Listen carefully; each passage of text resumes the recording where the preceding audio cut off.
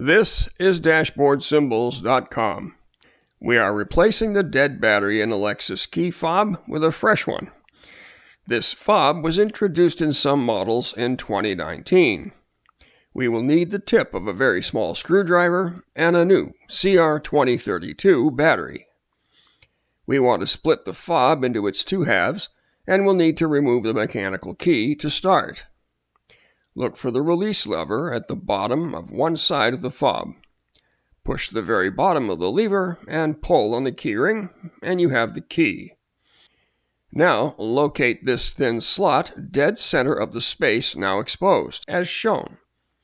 Twist the tip of the screwdriver in the slot and the two halves separate. And there's our CR2032 with its markings up.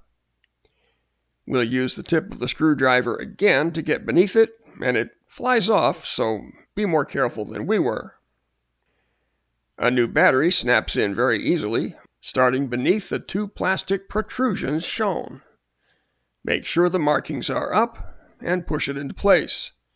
Don't forget to peel the backing off the new battery, if there is one.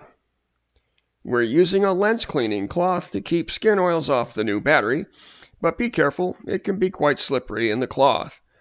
If you make a final move with the finger, wipe the battery down one more time.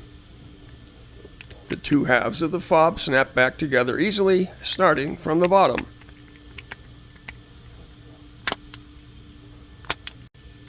Now replace the mechanical key.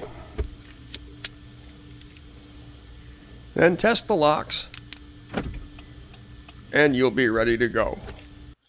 For help with other push-button or keyless start cars and key fobs from this or other manufacturers, look for more videos from us here on YouTube, subscribe to this channel, or go to DashboardSymbols.com.